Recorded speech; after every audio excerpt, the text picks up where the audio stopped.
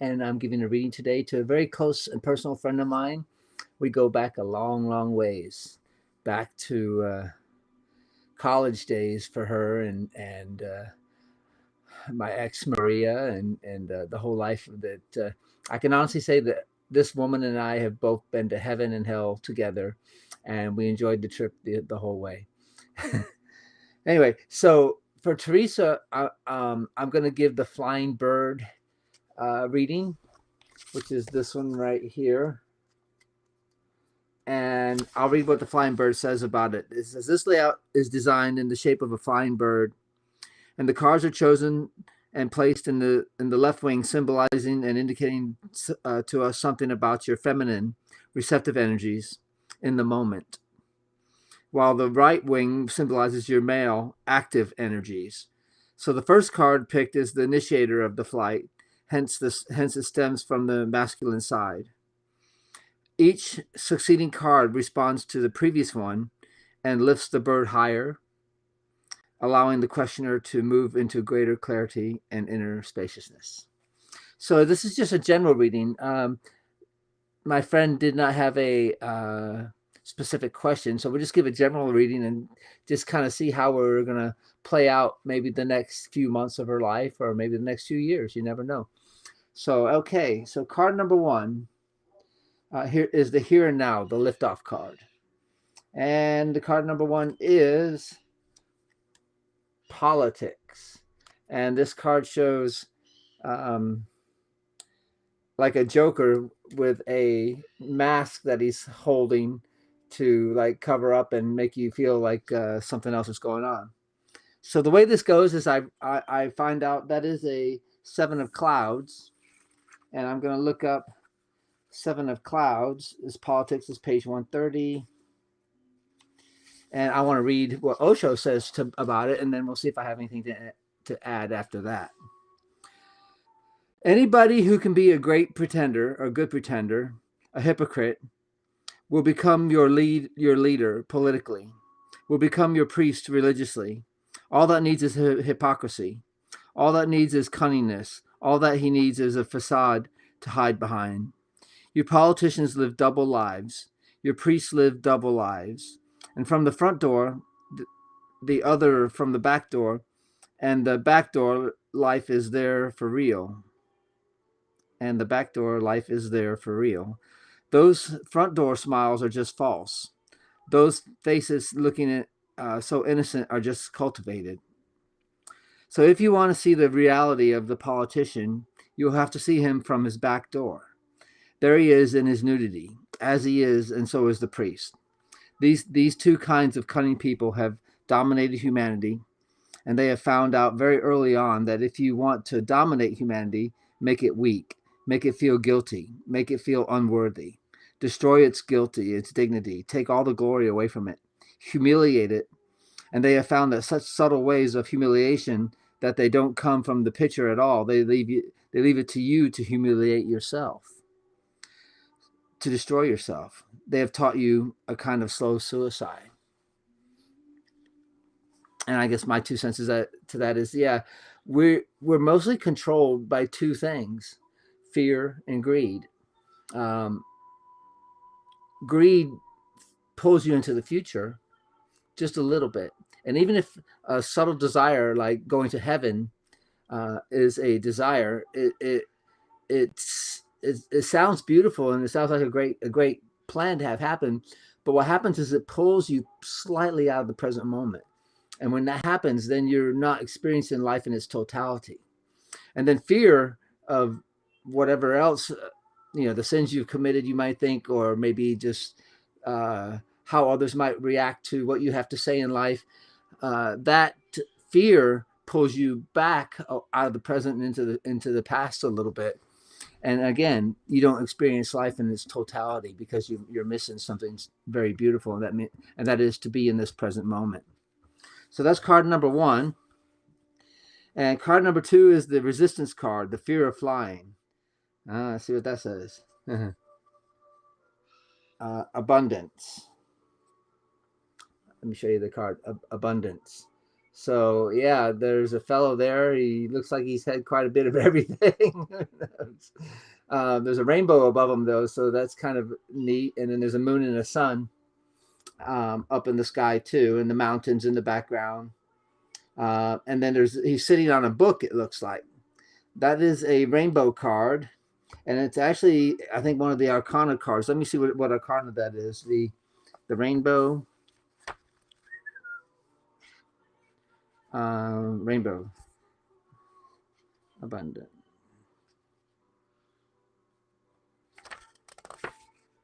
Hold on. That's a rainbow card, isn't it? Yeah, that's a rainbow card. I don't see it there. There's maturity. Yeah, I'll find it. Oh, it's probably in the major arcanas.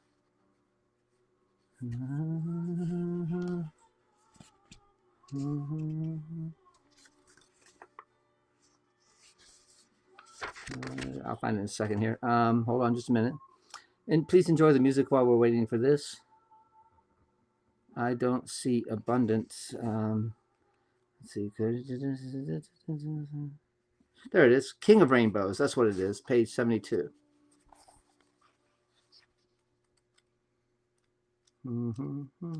I love Osho's commentaries on this too. They put a lot of work into making these cards beautiful and actually something real, something you can grasp. Not like a psychic would lie down and say, yeah, you're going to have great relationships. You're not going to have this and that, and you might win the lottery or luck is really on your side. I don't know. But let's read what Osho says about abundance. In the East, people have condemned the body, condemned matter, and called matter illusory, Maya. It does not really exist. It only appears to exist. It is made of the same stuff as dreams are made of. They denied the world, and that is the reason for the East remaining poor and sick and starvation. Half of humanity has been accepting the inner world, but denying the outer world. And the other half of humanity has been accepting the material world and denying the inner world. And both are half. And no man or woman who is half can be contented. You have to be whole, rich in the body, rich in science, rich in meditation, rich in consciousness, and only a whole person is a holy person, according to me. I want Zorba the Buddha to meet together. Zorba alone is hollow. His dance is not an eternal significance. It is a momentary pleasure, and soon he will be tired of it. So unless you have inexhaustible sources available to you from the cosmos itself, unless you become existential, you cannot become whole. This is my contribution to humanity, the whole person. And so this is the King of Rainbows. So far we got clouds and rainbows. And I really have taken to both Osho's meaning of being Zorba the Buddha. I have lived a life of 10 men, or maybe 100 men. The things I've been, the things I've seen, the depths I've gone to, the heights I've skydived from, the size of waves that I've ridden around the world, and the enjoyment and the friends, and so much richness has come, and an appreciation for it all has come because of my awareness, because of my gratitude and my love for other people and other things, and the passions that I follow and the things that I do and get into. So I've really taken to this meaning Zorba the Buddha. And I know Teresa, in a way, is a very rich soul too, rich spiritually and rich physically, emotionally, intellectually, and everything else. So that is the card number 2. And card number 3 is the response or the responsibility to your fear, or to the fear. And card number 3 is completion. And it's kind of a puzzle. And a person may be feeling incomplete, like a piece of them might be missing or something. And that is a XXI card. Let's look up that one. Let's see. So XXI. is completion, page 44, and that is a major arcana card. It's usually meaning something special when you start pulling major arcanas right out of the hat. Page 44.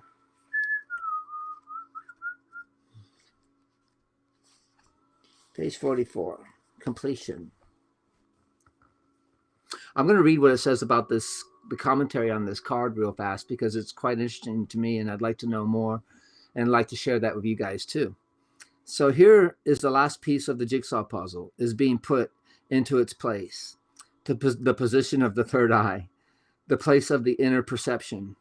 Even the ever-changing flow of life, there are moments in which we come to a point of completion. In these moments, we are able to perceive the whole picture, the composite of all the small pieces that we have occupied our attention for so long. So in the finishing, we can either be in a despair because we don't want the situation to come to an end, or we can be grateful and accepting of the fact that life is full of endings and new beginnings. Whatever has been absorbed or is absorbing your time and energy is now coming to an end. In completing it, you will be cleared for space, for something new to begin. And use this interval to celebrate both the end of the old and the coming of the new. That's pretty cool. I know Teresa has a beautiful son who's growing up. And I guess maybe in a few years, maybe he'll be going off to college and everything. I remember when he was just this little guy with a little mohawk and everything. He was so cool. But yeah, also spiritually, I have this a lot answering friends' comments on Facebook is that people want to know, okay, I want to open my third eye, or I want this to happen. I want to get in touch with my spirit guides. You want, what happens after enlightenment? And all these questions come up because sometimes everybody thinks that's the end point. When you become enlightened, then you're all knowing. Or if your third eye is open, then you're all seeing. Enlightenment really is just the beginning. Enlightenment is so beautiful, but it's like when a plant breaks from the seed and starts making its way up to the ground and then pierces the ground, and then it sees the sun for the very first time, and its leaves face the sunshine, and it's this glorious moment. And basically we are all like these seeds.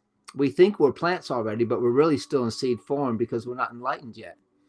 But when you mature the seed to the point where it can't contain you anymore, and you mature physically, emotionally, intellectually, and spiritually, those are the four general bodies. And having the third eye open, it has to come in an order. So the four bodies come first. Those align with the first four chakras. Then you got three more chakras. You got the throat, the third eye, and the crown. Well, those are higher chakras that have a little more to do with the afterlife than they do with this life. And most people never even get those chakras activated. But if you do get the third eye activated, first normally you get the throat first. And my energy was stuck at the throat for like 7 years. I have an actual aura photo of me, and there's this big blockage of white energy in my throat. But my third eye wasn't open back then. One day I just said to myself, I'd like for my third eye to be open. I'd like to be able to see what's going on. And shortly after that, I guess it was given to me. It was gifted to me. And now I can see the chakras. I can see the dimensions that we go through from the root chakra all the way up to the crown chakra. It's kind of a beautiful thing to experience. But anyway, I'm going to read what it says about completion here, what Osho says. He says, this is the way of Zen, not to say things to their completion. This has to be understood. It is a very important methodology not to say everything seems to give an opportunity to the listener to complete it. All answers are incomplete. The master has only given you a direction. By the time you reach the limit, you will know what is going to remain. This way, if somebody is trying to understand Zen intellectually, he will fail. It is not the answer to the question, but something more than the answer. It is indicating the very reality. The Buddha nature is not something far away. Your very consciousness is Buddhahood, for sure, or Buddhahood nature. And your consciousness can witness these things which constitute the world The world will end, but the mirror will remain, mirroring nothing. Whoa, that's pretty deep.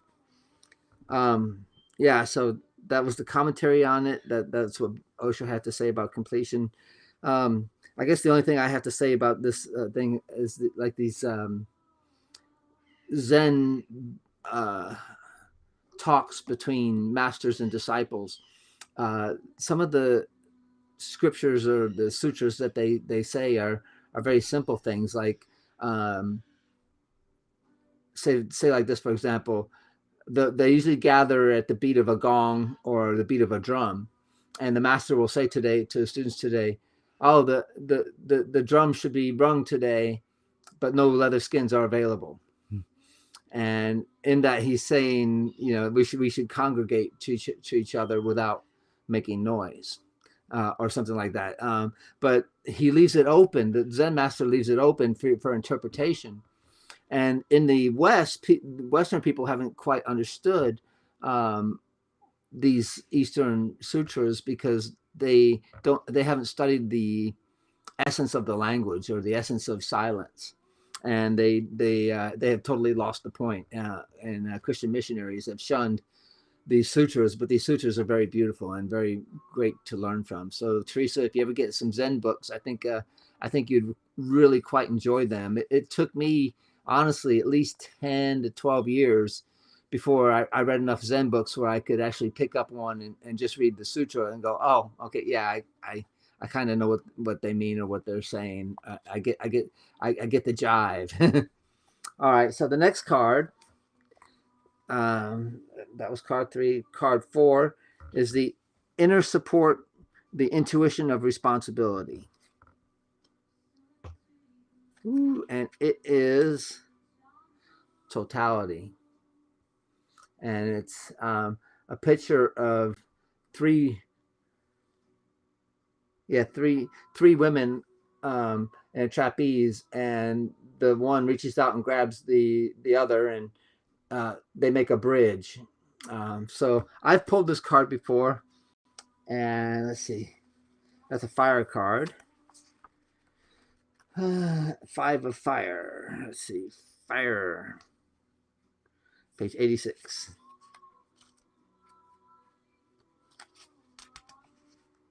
Okay, this is a very simple card, so I'll read it real quick here. It says, every moment there is a possibility of the total. Whatsoever you are doing, be absorbed in it so utterly that the mind thinks nothing is just there, it's just a presence. And more totality will be coming. And the taste of totality will make you more and more capable of being total. And try to see when you are not total. Those are the moments which have to be dropped slowly, slowly. When you are not total, whenever you are in the head, thinking, brooding, calculating, cunning, clever, you are not total. Slowly slip out of those moments. It is just an old habit. Habits die hard, but they die certainly. And if one persists, they die. Wow. So remember when I was talking about at the beginning of the reading, before we opened up and started reading anything, that you're being pulled by fear and greed and desire, and you're not being in the present moment totally. So we can go throughout our days practicing our awareness as we do things. If you're driving to work or something, or if you're going to pick up your son or whatever, you may want to get there fast, you know, because you hate traffic or whatever, and you're not there 100% in the moment because you're projecting yourself into the future a little bit, and that pulls you out of being total. So just crank up the music, tell yourself, I'm going to enjoy the drive, and sit back and enjoy the ride, because the ride is really all we got. The ride is this moment, and it always will be this moment. No matter what you're doing, is do it with totality. And when you do things in that totality, then anxiety doesn't stress you out anymore. It doesn't pull you, because that's what's causing anxiety, is this pull into the future, this desire to be doing something else, or desire to have something else, some other action or outcome than what's really come. So just dive into your totality. Okay, that is the 4th card. The fifth card is the external support, the intelligent action responding to the intuition. How y'all enjoying this so far?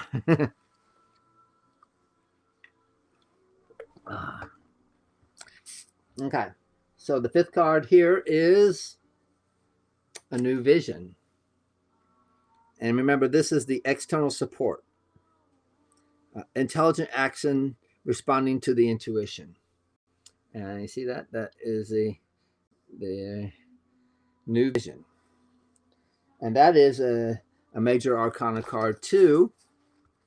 That's a few of them you pulled so far. We've been in the clouds. We've been in the rainbows. And let me see. One more page. XII. New vision. Page 26. Okay.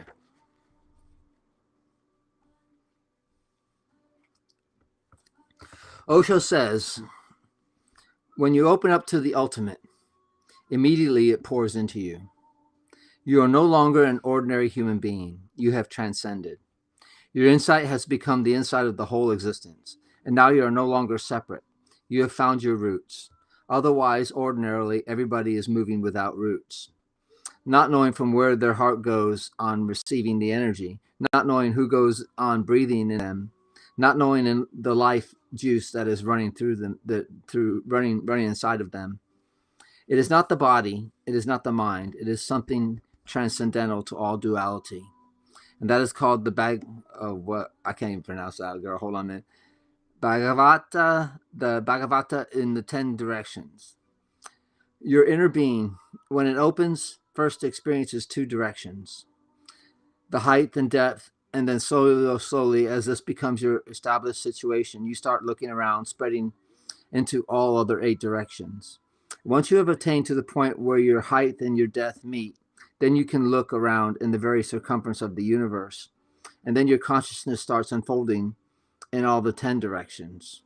But the road has to be one. Wow, that's pretty deep. I'll read the commentary real quick for you, Teresa. Here you go. It says, the figure on this card is being born anew, emerging from his earthbound roots and growing wings to fly into the unbounded. The geometric shapes around the body of the figure show the many dimensions of life simultaneously available to him or her. The square represents the physical, the manifest, the known. The circle represents the unmanifest, the spirit, pure space. And the triangle symbolizes the threefold nature of the universe: manifest, unmanifest, and the human being who contains both. Now you are presented with an opportunity to see life in all its dimensions. From the depths to the heights, they exist together. And when we come to know from experience that the dark and the difficult are needed as much as the light and the easy, then we begin to have a very different perspective on the world. By allowing all of life's colors to penetrate us, we become more integrated. So, wow, that's pretty cool. So I guess Osho's trying to tell Teresa that she's got this newness that's going to come into her life. Things are going to change pretty soon. I guess when maybe when your son grows up, or maybe something else might be happening. I don't know. But it's that time in our lives that we should be maybe focusing more on growing spiritually and developing that part of our essence. And like I said, it should be kind of easy for you, T, because if you've experienced hardships in life and gone through some crazy stuff like we did when we were kids, those things planted your roots. Dealing with relationship issues plants your emotional roots. Dealing with school and or learning and developing your life to the point where you feel like you live in a beautiful life. That's, again, planting roots in the ocean, into the earth. Excuse me, not the ocean. And the higher or the deeper your roots go, the higher you can reach your wings into heaven. It's so much easier for someone who has depth to become spiritual. Maybe because it's like having a black chalkboard and you can write white chalk on it, and it's so visible. You can see it's it glows out of the blackness. If the board was white, or some other light color, and you put white chalk on it, you wouldn't be able to see it, and you don't get the same clarity. You kind of miss something.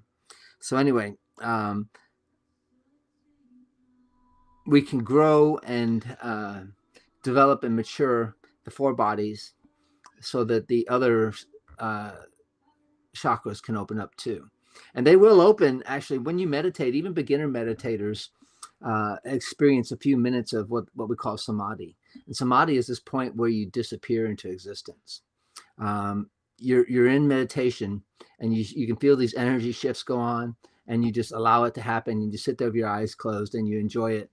And you just sit there, and then all of a sudden you'll feel that you shift centers. You go from the mind center to the spiritual center. And when you go to the spiritual center, you become the hub. And there's only room for one in the hub. So you and God, it's not like God leaves and then you're at the center. That has happened to some meditators, but that's just because they're selfish and they're not really meditating. That they miss the point. You have to dissolve. You have to be receptive, and you have to be in a let go in order for you and God to merge with each other into the center. Okay, so that's that card. We're getting there. This is fun. Okay, so that was the 5th card. The 6th card is the relaxation and acceptance. Ooh, let's see what this one says. All right, it says creativity. Woo. So this one shows all kinds of different patterns. There's a triangle there at the woman's base. There's a triangle. There's some swirlies, not indicating any chakras or anything. It just shows that she's being playful with existence. And there's some flowers, and there's the moon, and there's a glow around her head, symbolizing like the crown chakra being open or being activated. Like I said, you can activate the crown chakra when you go into the highest level called Nirmapakta Shamati. And if you go into that stage of samadhi, like I said, you disappear, but energy is being drawn into the crown chakra. And that Buddha had energy go all the way up to the crown chakra. A lot of people have. Even Jesus had energy go up to the crown chakra to a point. So there's all that. Now let's finalize this. The 7th card. Hold on. Did we read the 6th card? Yeah, we got to read the 6th card. I'm getting ahead of myself. Okay, so that is a creativity. Creativity is it's another major arcana card, number 8. Page 8. Let's read what Osho has to say about this. Sorry if I got ahead of myself. Creativity is the quality that you bring to the activity that you are doing. It is an attitude, an inner approach, how you look at things. Not everybody can be a painter or a hairdresser. And there is no need also. If everybody is a painter or hairdresser, the world would be very ugly. It would be difficult to live. And not everybody can be a dancer. There is no need, but everybody can be creative. Whatsoever you do, do it joyfully. If you do it lovingly, if your act of doing is not purely economical, then it is creative. If you have something growing out of it within you, if it gives you growth, it is spiritual, it is creative, and it is divine. If you become more you become more divine as you become more creative. All the religions of the world have said God is the creator. I don't know whether he is the creator or not, but one thing I know is the more creative you become, the more godly you become. When your creativity comes to a climax, when your whole life becomes creative, you become or you live in God. So he or she must be the creator, because people who have been creative have chosen to him. Love what you do. Be meditative while you are doing it, whatsoever it is. Hey, Teresa, so when we lived in Virginia Beach, when Maria and I lived in Virginia Beach, Maria was playing around with painting. She had no focus or no direction or anything yet, but I taught her how to do Zen painting. And I taught Maria how to basically stay ahead of the mind. Dive into it totally, and move, but move with your consciousness instead of your mind. And she came up with these like really incredible, beautiful paintings that everybody took to, and a lot of people bought them. And she developed into a great artist because of that. And that was through her creativity, and through her creativity, she drew closer and closer to God and godliness, while I meditated in the other room and set her energy. And we came up with all this stuff, and it gave us very good opportunities in life to make different life decisions, which unfortunately led to the end of her and I. But now we're both happy, and we've both moved on. And now I express my creativity, of course, through the things that I do, the sports I do, the skydiving, the surfing, and everything. And in these readings I give, I express my creativity to a point where I feel that it's going to help you, because we can relate with each other, because I'm still alive. I'm here, and I can talk. And of course, that's dangerous to a lot of people, because a dead person, you can argue against all you want. They can't respond and answer back. But a live person who's a little bit of a lion can answer back and roar. Okay, so that's that card. And the last card is the 7th card. It's the arrival at the new level of awareness. And this is understanding. And it's a picture of some doves getting out of a cage, it looks like. Is that what it looks like? Yeah, there's a bunch of little doves, and the door to the cage has been opened, and it looks like he wants to fly out. So yeah, so that's a good card for the arrival of the new level of awareness, and that is understanding. That is a water card. Da, da, da, da. Da, da, da. I think it's a water card. Understanding. No, it's not a water card. Maybe Major Arcana. Understanding. There it is, page 62. Yeah, it's a mastery of emotions. Water is the mastery of emotions. These are the minor arcana cards. And that is basically page 62. Okay, I'm going to read what this commentary says real quick. It says, the bird pictured on this card is looking out from what seems to be a cage. There is no door, and actually the bars are disappearing. The bars were an illusion, and this small bird is being summoned by the grace and freedom and encouragement of the others. It is spreading its wings, ready to take flight for the very first time. The dawn of a new understanding, and that the cage has always been open, and the sky has always been there for us to explore. It can make us feel a little shaky at first, but it's fine and natural to be shaky. But don't let it overshadow the opportunity to experience the lightheartedness and adventures on offer. Right there alongside the shakiness, move with the sweetness and gentleness of this time. Feel the fluttering within and spread your wings and be free. That's beautiful. And the commentary, hold on, let me take a sip of my drink.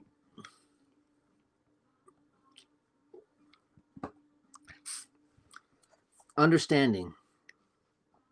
You're out of jail, out of the cage. You can open your wings, and the whole sky is yours. All the stars and the moon and the sun belong to you, and you can disappear into the blueness of the beyond.